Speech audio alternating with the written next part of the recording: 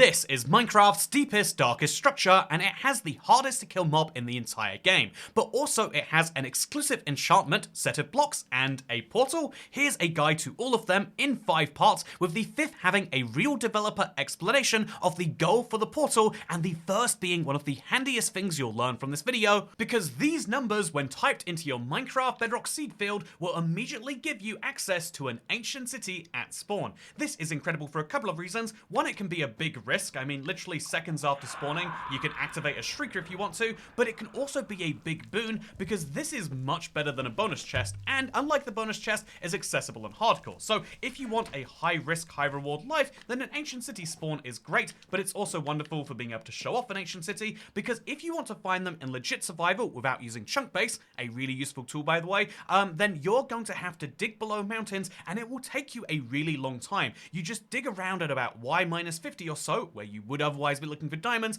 and you might just dig into one of these places. On this second find here, this is from my my all trim world where I'm trying to beat Minecraft nomadically. I actually found it by going into a cave which I found from y-50, but the point is, mine at this layer and you might just find a big structure like this one over there. Anyway, with that said, let's go into this and say the first thing you should do when it comes to actually defeating the city is kind of interesting, because every single person on the internet has a different opinion about how to make ancient cities safe. The reality is they are a dangerous structure, and we can pretend they're not because of all the tips we've learned. However, rather than trying to say that there is one thing you've got to do, let me instead give you the 3 layers of ancient city neutralization, depending on how much risk you're willing to take. The first is the longest method, but perhaps the safest, because you want to simply come in here and mine the wool which is around the structure. You could bring it from outside too, I'll be honest, the warden doesn't care, but you're going to need some wool, because wool has a magical property, which is that it doesn't activate skulk sensors and therefore shriekers. This can be useful, by the way, just for bridging around if you really want it to be, but also this can be useful for blocking out these skulk shriekers. This is many people's preferred easy mode method, because you just surround a skulk shrieker on all sides, and then it can never get a signal from a skulk sensor.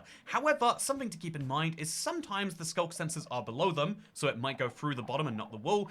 This is something very dangerous to watch out for, and there's not a lot you can do about it based on the geography, but also even when you think you're safe from the skulk sensors, like we should be now, you might still find out that, oh, actually, nope, there's a whole nother shrieker that you just didn't learn about, and so that is why this is a good starting technique, but I think a better technique is one which can be done by simply looking at your surroundings and saying, okay, so is there a shrieker around here? I thought there was actually, but there's not. What I would say is look around for a shrieker, like I assume there's going to have to be up there. Yes, there is. And get close to it using the wool, but then break it. You can do this using your fist, or ideally a diamond hoe, but if you break it, it might activate a yell, if it activates a sensor, which activates another one. However, then that shrieker can never hurt you anymore. This is because even when you have silk touch on your hose, a shrieker placed a second time down will never actually work. However, there are some places where either of these techniques are just not going to work. There is a skulk shrieker inside of there that I won't ever be able to fully protect. There are so many shriekers here that even if I try to destroy one, I'm just going to immediately activate the others, right? And so this is why I recommend destroying them, but also conceding, yes, the warden is going to spawn. After 3 warnings, which I think I've now just had, the 4th warning will detonate the warden, if it's within 10 minutes at least. And so what are we going to do about this? Well, let's activate the warden and just show you how you can actually be very safe from him. The hard way is you can run away, or if you're feeling really, really brave, what you can actually do is you can set up a little barrier of wool right around the warden. This will prevent him from being able to move around. It is wild that this works, but you can actually make it so he won't know where you are because he's surrounded by wool, and now you're entirely safe. It is ridiculous that you can do this, but yes, this is real survival. Yes, and also we've got another one coming. Yes, it really is that easy, because the warden relies on your fear of him. He cannot go that fast if he doesn't know where you are, and he won't go that fast if he's trapped in a big pile of wool. So if you want to stay safe from the warden, use any block you can to trap him, or simply run away and you'll be just fine. This is what I did in my Ultrim's world, which is how I got silence, fun fact, which is one of the many valuable pieces of loot you can find in the ancient city. But what else can you find?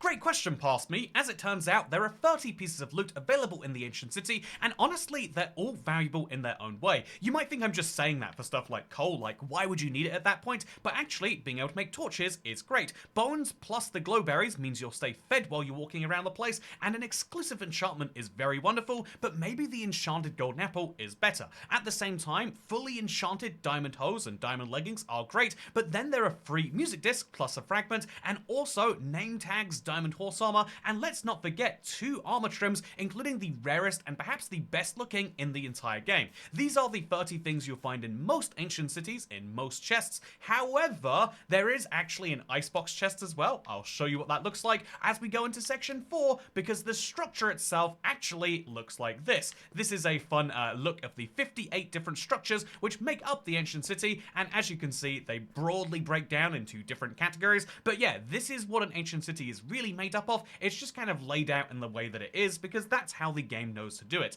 But it is just all of these pieces in a certain order, and oh, there's a big portal over there. Except actually a few big portals. What's the deal with that? Well, let's explain that as we go into the big structures that you should know about. So first things first, the redstone room. This is always directly below the portal, and it's actually incredible because it's some of the funnest some of the few places that you can find naturally, things like redstone comparators and redstone lamps, but also it's a great way to learn about different redstone mechanics in a very scary place. You can get inside using the skulk sensors sometimes, in theory, but I find it's just better to break some blocks if you want to get in, or indeed we can break some redstone sensors and it will some redstone repeaters, I should say, to get ourselves right out. Next up, let's show you one of the other important rooms, because at the top of the chest, or at the top of the ancient city portal, you will always find this chest with a single golden apple. And sure, one golden apple isn't as great as an enchanted one, but it still might just be handy to you. Then we have another valuable room, which is the icebox one.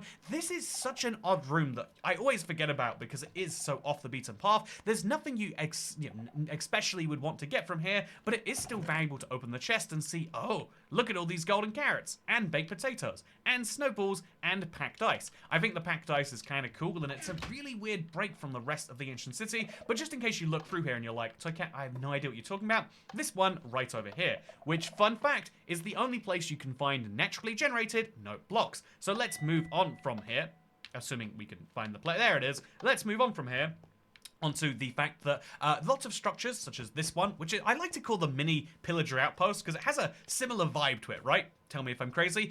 This pillager outpost mini room actually has 2 variants, a regular version and a ruined version. As you can see, the ruined version is ruined a good word to describe it? Yes, it is. It's covered in skulk because this is a room that has clearly been activated by a lot of skulk catalysts, and so the entire thing has been, a lot of skulk, catalysts actually, and so the entire thing has been, you kind of destroyed over the years. The ancient city is a great addition of lore to Minecraft because the warden has been there for an unknowingly not long time, and clearly he's been defending the place for as long as there have been places that were people that want to attack it. Indeed, this is also the only place you can naturally find skeleton skulls, which I think is pretty cool personally. And you know what else I think is cool? The fact that there are lots of places where you can find 1 chest, a few places where you can find 2 chests, but this is the best and most valuable room in the entire place because you can find 3. There's one just over here that you'll always find, one over here which you should probably be finding, but the third is a very sneaky one in the corner over here. It's always surrounded by skulk on all sides, and so you might miss this one. And given that this is the chest I found silence in when I was doing my all trims run recently, I think it's something that is important to share. So yeah, with that said, as you can see, this is one of the most valuable rooms that you can possibly come across. But at this point, it's now time to talk about what do we find exclusively in the ancient city, because obviously you find skulk catalysts exclusively here. This is the only way to obtain skulk blocks in a renewable way. If a mob dies, which will just have happen right now, as you can see, it will turn into skulk blocks and skulk veins. It's wild that guy had a diamond sword, right? Anyway, so then we have the skulk blocks. These are mineable, and when you do, you get experience, this, which is great. If you do use a hoe, like we can right now, you'll be able to mine this much faster and indeed get much more experience. And if your hoe has mending on, it will never break, which means a gold hoe actually has value as a result of sculk. Sculk veins are next. This is really useful because if you want to get some water, it's a great way to have water move in very specific flows, because you would assume that water would destroy this, but fun fact, no, that's not how that works. If I give myself a water bucket, it will only be able to flow here over to there. And then we can kind of pick the direction it flows in a very counterintuitive way that you might enjoy playing around with. Otherwise, it's worthless. You don't actually need it. Then we've got the Music Disc 5. This is made from the 9 music disc fragments. They're all entirely interchangeable. It's actually quite easy to find, and it's a very, very odd track, to say the least. I'm going to leave that because it's a lot of weird noises. It gets nice in about a minute. Then we... Yeah, it's not a music disc, is it? Anyway, Echo Shards are exclusively found here, and they are currently only used for one recipe, the Recovery Compass. This is useless in hardcore, but otherwise it's really great because it will point you directly to your point of death. So if I make a Recovery Compass and then die, I can find out where it is that I did die. Wow, really oh, man. Oh. I can find out that I died just over there, and this will continuously point me there, which is great. Next up, we have Swift Sneak. There we go. It's finally happened. Oh, this is nice. This is real nice. Okay, so with that said, oh, it looks a lot like the Recovery Compass, huh? Anyway, let's now move on to the last few things. Swift Sneak, it's an enchantment found exclusively in the Ancient City, both on leggings and on these books, and it allows you to sneak a lot quicker, just like this. Handy for getting around these same ancient cities. Then we've got the Skulk Shrieker and the Reinforced Deep Slate. We'll talk about the Reinforced Deep Slate because it is a creative-only block. It is unobtainable in survival, it is only breakable or generatable in survival, and it has some very interesting characteristics that we'll talk about after the Skulk Shrieker. So as I showed you earlier, activating a Skulk Shrieker 3 times is how you... after 3 times is how you summon the Warden, but this only works for naturally generated Skulk Shriekers. You'll know if it's naturally generated because instead of just yelling like that, when you stand on top of it, which by the way you can do without jumping, it will just automatically jump you on here, will actually give you the darkness effect, letting you know you've used one of your warnings. So if we go for a second warning, which we can do by walking onto it, by the way, it's kind of like a slab, and then for a third warning, now the next time we activate it, the Warden will come out, and so, you know what, let's do that and walk right over to the portal over here, because the Ancient City portal is the biggest mystery of all, and I want to speedrun go through it before the Warden murders me. So first things first, why do we call this a portal? It's not just because it's made of very hard blocks and makes a square or rectangular formation like the other 2-dimensional portals, but also it's because of the fact that the game files itself literally call it the portal. And so if you think they should do something with the Deep Dark portal, or indeed you think it should go to the 4th dimension, it's worth mentioning that we actually had this discussed when the Ancient City came to the game. King B Dogs was the developer behind a lot of the Ancient City features, and as he was ranking them all just before they released, he said that Reinforced Deep Slate adds a lot of mystery and does its job well.